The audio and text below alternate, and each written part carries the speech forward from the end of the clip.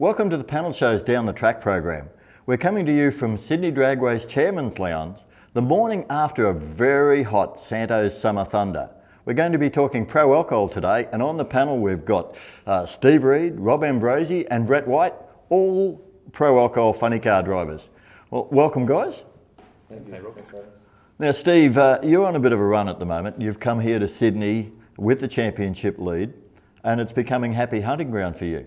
Yeah, I think I'd like all the races to be held in Sydney, so managed to jag 3 in a row, so let's make all the rounds here. That'd work for you, there's no question about that.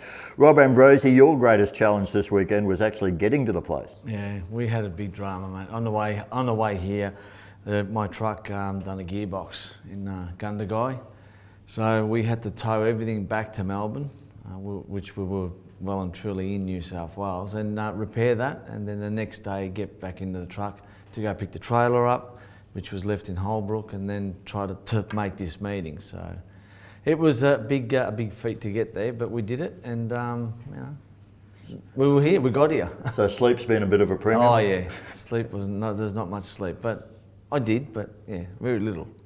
Well, Brett, this marked your return to the pro alky ranks after running a dragster previously. Now you're out there with a Chev Monte Carlo funny car. How was your debut?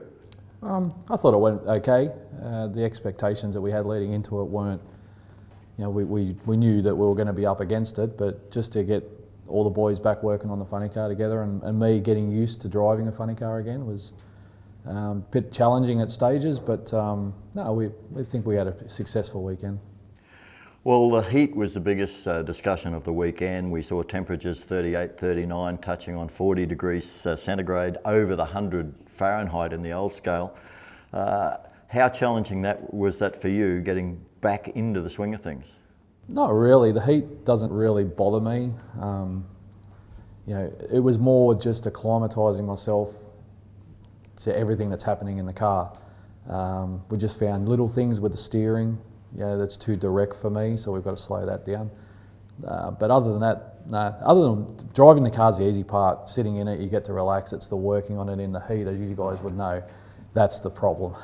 You mentioned the steering. On one pass there, the car in the braking area veered right across to the right, pretty close to Russell Mills, and at one stage, actually parachutes were rubbing against each other. Was that a case of getting used to that arrangement? Well, what actually happened is it shook really bad at the top of first, so I gave it a quick pedal, and it was actually, Russell's just stayed there, so I thought, it's on a decent run, and it was driving through the clutch a little bit, so I got off it early, and then I hit the chutes, and as I hit the chutes, one of the bags has tangled one of the chutes, and it lifted the back of the car up and shoved me over. So I was going for the brake, and then I saw Russell, and then where I was, to me, I was a fair way away, but obviously when the chutes come over, it looked worse than what it was. So I had told Russell in the braking area I might have got over into his lane, but Russell's a gentleman and he's like, no problem. But yeah, it was a weird feeling with the dragster. When the chutes come out, it settles and everything's happy, but that was a weird feeling with the back of the car coming up in the air, and it was like, get it over my lane and get on the brake. So, but that had nothing to do with the steering. That was fine. It's just on the run, maybe I'm a bit tentative. It's the dragster mentality coming out where you're kind of like, but we're going to fix that. So a dragster, you finesse the steering more than muscle? Oh, 100%. With the dragster, you kind of like riding a bike, you lean it. They kept telling me with the funny car, you got to drive with your forearms. I haven't got forearms like Steve, but but we've got the same forearms, we're going all right. But no, it was more of a case like the run on Friday night. It was over on the wall. I knew it was on the wall, but it wasn't doing anything wrong. So yeah, it's kind of finesse. I've just got to learn to be a man and start steering the thing. So. Well, Rob Ambrosi, getting to the track wasn't the end of your problem. So a few brake issues there for your car as well. Oh look, the car went good. We actually started off, Mark Brew's helping us out, and we started off with an easy program. Let's not do too much things, let's find ourselves where we are. And we started like that, and the car it did everything right. We just had a magneto issue in first round of the testing, and it just died. So all right, no worries, we changed the mag. I went out there and it did everything we wanted it to do. We did a lot of in the first gear passes, shut it down. Checked the engine, everything perfect. And the thing was, when we went into eliminations, went out there and It just felt a little bit funny, but it kept going and just broke the blower studs. Didn't push no burst panels out, nothing. So when we got back to the pits, what happened there? The actual magneto phasing cap, all those 3 bolts, which I personally tightened myself, came loose. That's your story. Well, that's my story. A lot of Loctite next time. But anyway, they came loose. So what happened, the actual magneto cap was doing this. So it would have been firing, you know, when it was to fire on number 1, it could have been firing number 2 or number 8, who knows. Look, at the end of the day, it was just, it did that, and that's what it showed on the data, because everything else was perfect. We weren't trying to rotate the earth, we're just trying to get back out there and get after Mr. Reid here. Well, Steve, you know, it was a good weekend for you. You can't do any better than score maximum points. The 3-round system, it's worked well for you this time. Yeah, it has, and I love the 3-round system. I mean, it's great. I think it's good for the racers to get out and do some more laps to get on top of their setup and stuff like that. And I think it's a huge win for the spectators out there. They see all the cars 3 times. We saw 550s in the conditions. You know, did you have it back down much for the track? Yeah, we sort of, before we came out for each run, we were just seeing what the track temperature was and what the air temperature was doing, and go, geez, you know, we need to back this thing down a fair bit. By the time we towed around here and the boys walked on the start line and came back and said, hey, it's way better than we thought it was going to be. So all we did in the stage nose was putting more power back in it, but it was still back down a lot more than what we normally run it.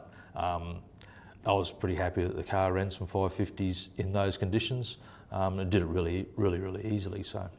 Through the first 2 rounds, looking at the ETs, Russell Mills was really nipping at your heels. You were getting the low ET by just a few hundredths. Yeah, no, Russell's car is really good, and I think by looking at the cars that run top alcohol, Russell's got the ideal car.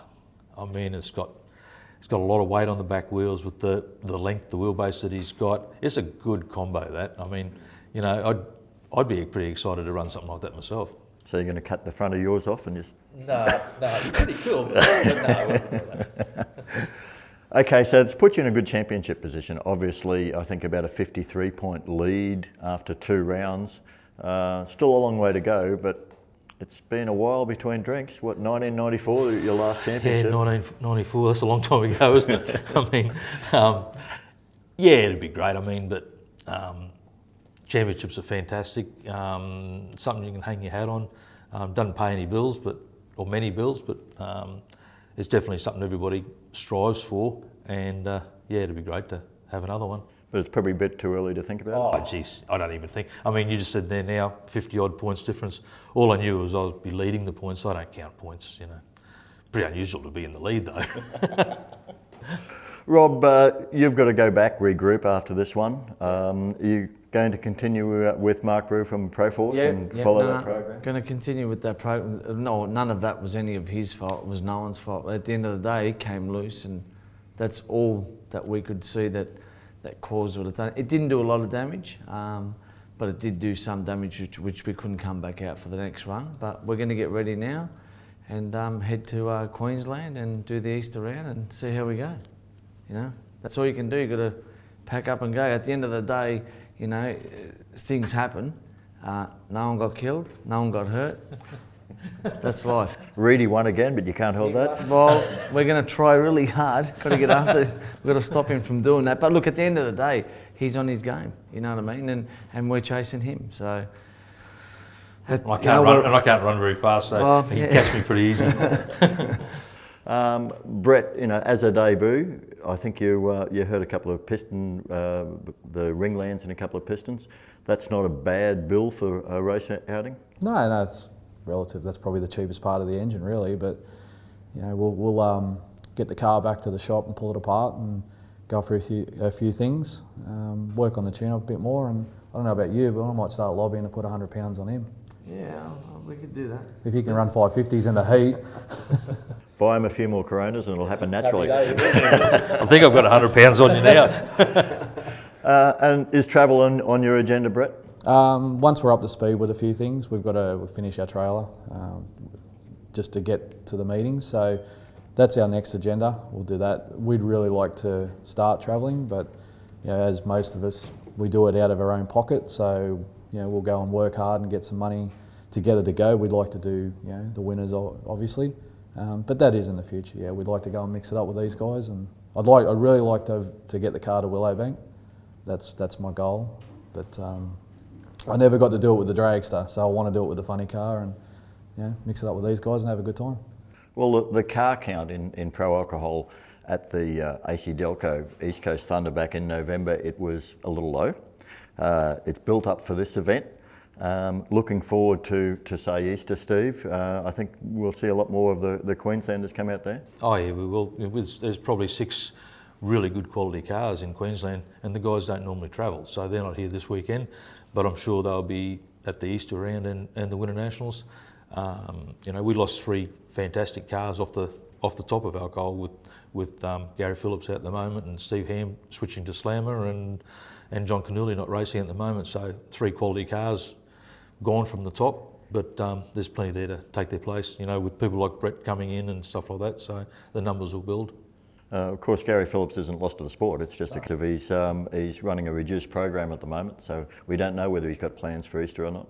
No, we don't know. I haven't heard. I'm assuming he'll run the funny car at Easter. I'm sure, and I assume that he'll be running the local Willowbank rounds, but we just have to sit back and wait and see. So, we're moving forward. We've got a great year ahead in pro alcohol. You guys are all funny car racers. Right. Are the dragsters going to make a comeback, do you think? I think they should. I mean, you know, if you really looked at top alcohol, I think the dragsters are probably the more competitive car. I mean, the couple of teams that have come out with the best parts have proved that the dragsters are definitely competitive. It's just, at the moment, the funny cars are a bit of the flavour of the month, so dragsters are still competitive. The thing about dragsters is, my assumption is that they'll probably go down the racetrack 8 out of 10 times, where a funny car will probably only do it 6 out of 10 times competitively. And I'm probably the only one that's run both types of cars at the same time when wife Debbie was racing. So we knew how much easier Debbie's car would run 550s over the funny car. She ran 550s a couple of seasons before I could manage to run a 550. So they definitely are competitive. So one question though, guys, can he be stopped? We're going to try. We're going to try. Try hard too. Oh no, we'll be trying hard. Look, at the end of the day, it's not an easy sport. If everyone could do it and do it successfully all the time, there'd be a million cars out there, but it's not. And this is the challenge. You know what I mean? The challenge is this. And at the end, when you get to it, well, then you can sit down and have a beer and talk about it. Well, here on the Panel Shows Down the Track program, we're going to be following the Pro Alky series right through the 400 Thunder season. Good luck to all of you. But the whole thing is that we love the close racing, the close, fierce racing in pro alcohol that turns on just about every time you guys come out. Thanks for joining us on the Panel Show. Thanks, Rob. Thanks, Ross.